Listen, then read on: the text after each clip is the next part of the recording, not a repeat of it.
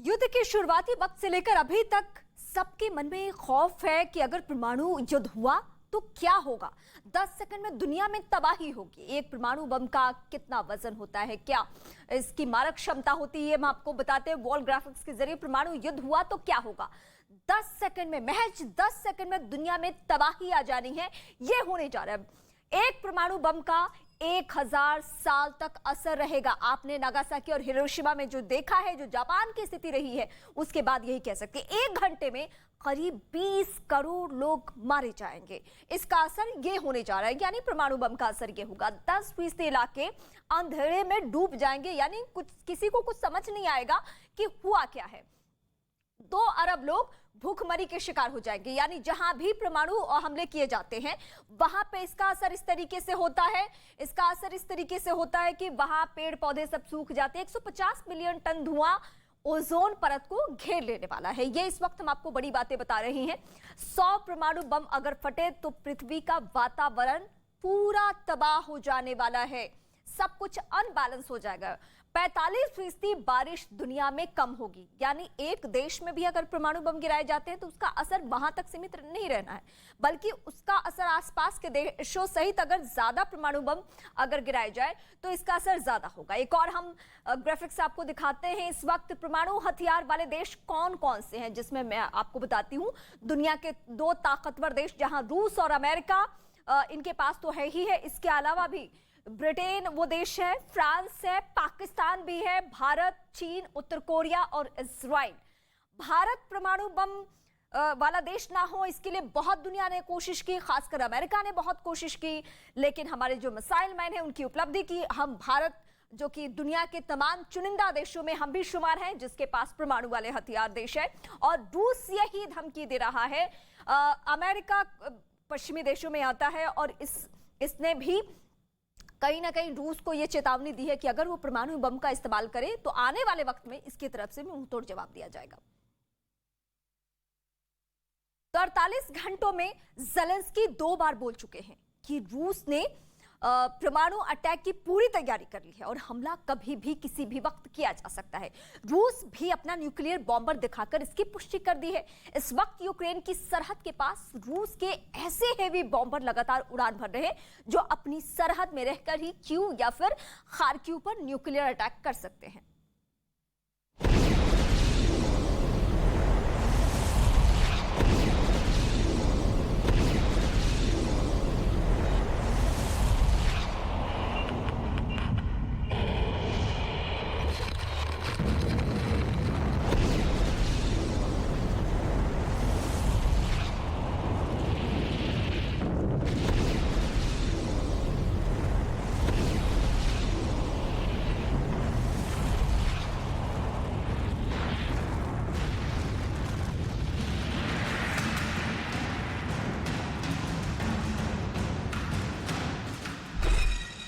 Zelensky पर nuclear आफत।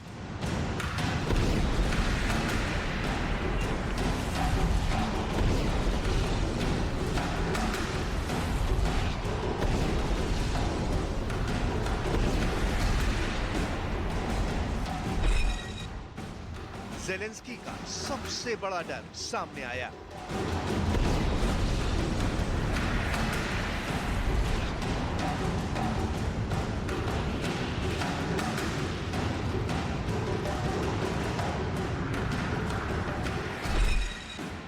अब रेडिएशन वाला युद्ध शुरू होगा।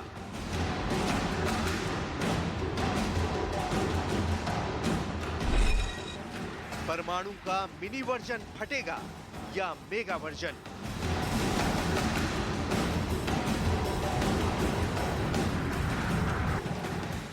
पिछले 2 दिन में यूक्रेन के राष्ट्रपति व्लादिमीर ज़ेलेंस्की ने 2 बार न्यूक्लियर अटैक के खतरे की आशंका जाहिर की है।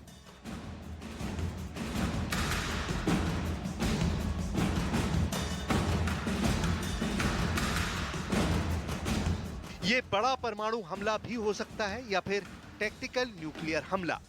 अगर एटम बम फटा तो रूस के न्यूक्लियर अटैक से कैसे यूक्रेन युद्ध की तस्वीर बदल जाएगी। इसे जानने से पहले ज़ेलेंस्की की परमाणु चेतावनी को जान लीजिए। जेलेंस्की का कहना है कि रूस परमाणु हमले के लिए तैयार है। यूक्रेन युद्ध में पुतिन परमाणु बम का इस्तेमाल कर सकते हैं। परमाणु हमले से पहले बचाव की तैयारी जरूरी है। जेलेंस्की का कहना है कि एंटी रेडिएशन दवाओं का स्टॉक तैयार रखें। साथ ही साथ बम शेल्टर का निर्माण शुरू कर देना चाहिए। जेलेंस्की को डर है कि रूस अपने यूक्रेन युद्ध को विनाशकारी रूप देकर खत्म कर सकता है, जिसे एटम बम से ही अंजाम दिया जा सकता है। जेलेंस्की की परमाणु हमले वाली इस आशंका को और बल तब मिल गया जब दुनिया के सामने ये तस्वीर आई। ये रूस का Tu-160 बॉम्बर है। इसका इस्तेमाल परमाणु बम ले जाने के लिए किया जाता है। रूस के इस बॉम्बर को रूस यूक्रेन सीमा पर देखा गया है।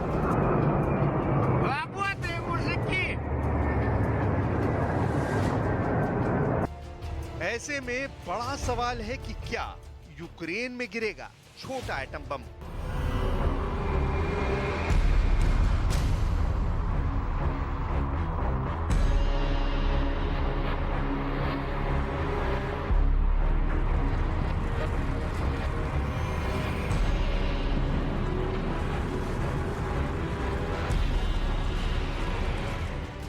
क्या यूक्रेन के शहर ऐसे हो जाएंगे खत्म?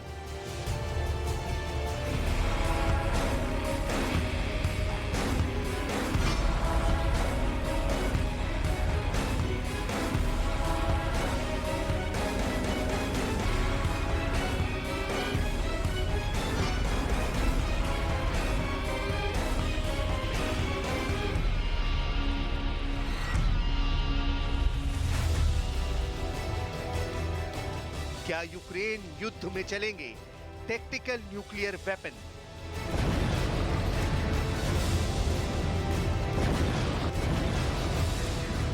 जेलेंस्की की नई चेतावनी के बाद अब दुनिया की नजर पुतिन के नए वॉर प्लान पर टिक गई है।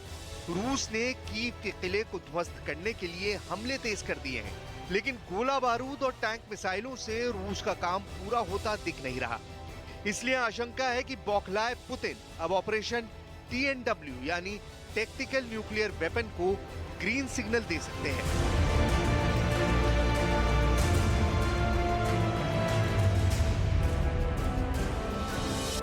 अगर ये हुआ तो वो होगा जिसे देखकर पूरी दुनिया दहल जाएगी। रूस तो अपने परमाणु हथियारों को जंग के चौथे दिन ही परमाणु युद्ध का खतरा उसी वक्त बड़े लेवल पर पहुंच गया था, क्योंकि 31 साल बाद रूस ने अपने एटम बम लॉन्च करने वाली यूनिट को तैयार रहने को कहा था। अगर यूक्रेन में रूस अपने टैक्टिकल न्यूक्लियर वेपन से वार करता है तो यूक्रेन की तस्वीर पूरी तरह से बदल जाएगी।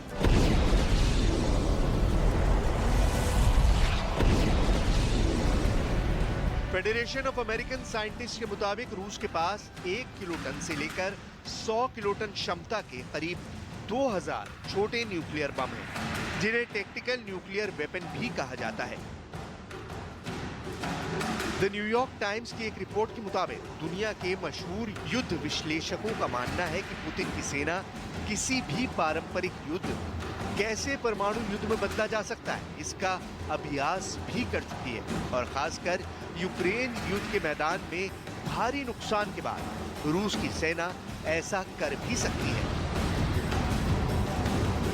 आमतौर पर परमाणु हथियार दो तरह के होते हैं, एक स्ट्रेटेजिक परमाणु हथियार और दूसरे टैक्टिकल परमाणु हथियार यानी छोटे परमाणु बम जो सीमित दायरे में तबाही मचाते हैं। 23 फरवरी को रूस ने जब यूक्रेन पर हमला किया था, तब से लेकर अब तक यूक्रेन की जमीन काली और आसमान लाल हो गया है। रूस यूक्रेन पर सभी तरीके के दांव चल रहा है, लगातार माइंड गेम खेल रहा है। उसी का अगला पड़ाव छोटे परमाणु बम के इस्तेमाल को माना जा रहा है, जिसके संकेत रूस के राष्ट्रपति व्लादिमीर पुतिन कई मर्तबा दे चुके हैं।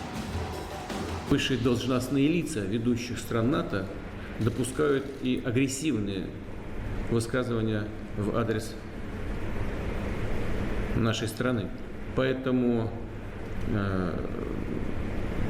приказываю министру обороны и начальнику генерального штаба перевести силой сдерживания.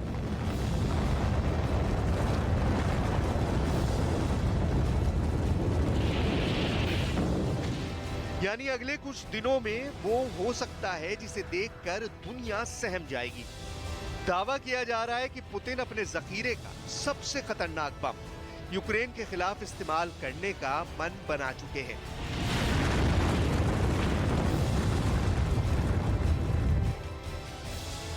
ब्रिटिश खुफिया एजेंसी को भी यह अंदेशा है कि अगर रूस ने यूक्रेन के खिलाफ छोटे न्यूक्लियर बम इस्तेमाल किए तो इसके विनाशकारी नतीजे हो सकते हैं। अगर रूस ने अपना मीडियम पावर यानी 10 किलोटन ताकत वाला टैक्टिकल न्यूक्लियर बम यूक्रेन की राजधानी कीव पर गिरा दिया तो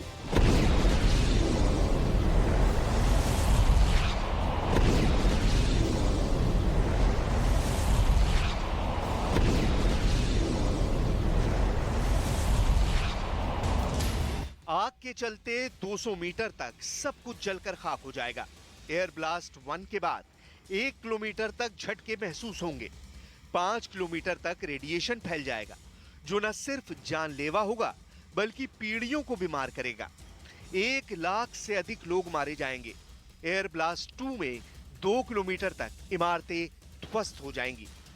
6 किलोमीटर तक थर्मल रेडिएशन का असर होगा। 2 लाख लोग रेडिएशन की चपेट में आएंगे। एयर ब्लास्ट 3 के बाद 15 किलोमीटर तक खिड़कियों के शीशे टूट सकते हैं। 20 किलोमीटर के दायरे तक तबाही मचेगी। छोटे एटम बम रूस के सबसे महाविनाशक हथियारों में से एक है।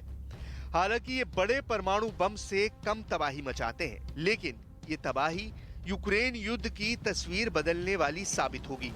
टैक्टिकल न्यूक्लियर वेपन को रूस ने शीत युद्ध के दौरान बनाया था।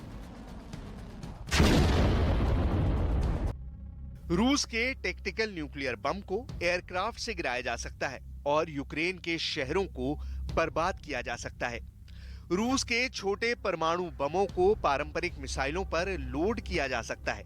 मिसाल के तौर पर इस्कंदर मिसाइल के जरिए टैक्टिकल न्यूक्लियर वेपन 500 किलोमीटर की दूरी तक दुश्मन देश के किसी शहर को निशाना बना सकता है। यही नहीं, रूस के पास ऐसा मिसाइल सिस्टम भी है जो पनडुब्बी या युद्धपोत से लॉन्च किया जा सकता है। इन पर भी ये टैक्टिकल न्यूक्लियर वेपन फिट बैठते हैं। रूस का कैलिबर मिसाइल SN-30 समंदर में पनडुब्बी या जहाज से लॉन्च किया जा सकता है और ये 1500 से 2500 किलोमीटर दूर तक निशाने को भेज सकता है। अब तक के यूक्रेन युद्ध में रूस अपने हाइपरसोनिक मिसाइलों से भारी तबाही मचा चुका है, लेकिन अगर इन मिसाइलों के जरिए छोटे परमाणु बम गिरे तो यूक्रेन को कब्रगाह बनते देर नहीं लगेगी।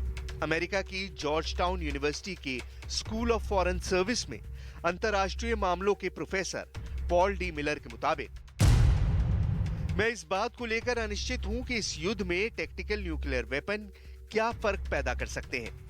टैक्टिकल न्यूक्लियर वेपन को बड़े सैन्य फॉर्मेशन जैसे tank, artillery, aircraft carrier battle group के खिलाफ इस्तेमाल करने के लिए डिजाइन किया जाता है।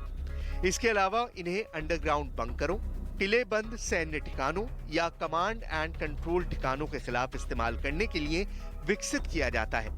जहां तक यूक्रेन का सवाल है, यूक्रेन के पास पहली 2 चीजें तो है नहीं, और जहां तक मेरी जानकारी है, बंकरों और कमांड सेंटरों को रूस युद्ध के शुरुआती दिनों में ही पारंपरिक बमों से निशाना बना चुका है। पूरी दुनिया इस बात से डरी हुई है कि अगर रूस ने यूक्रेन पर छोटे परमाणु बम से हमला कर दिया तो तीसरे विश्व युद्ध की शुरुआत तय है। युद्ध में परमाणु बम का इस्तेमाल सिर्फ एक बार दूसरे विश्व युद्ध के दौरान जापान के खिलाफ हुआ था। हिरोशिमा और नागासाकी पर परमाणु हमलों के बाद जापान घुटनों पर आ गया था और दूसरा विश्व युद्ध समाप्त हो गया था। अब यह आशंका पैदा हुई है कि 76 साल बाद पुतिन बड़े नहीं, अपने छोटे परमाणु बम का इस्तेमाल कर यूक्रेन को दहला सकते हैं।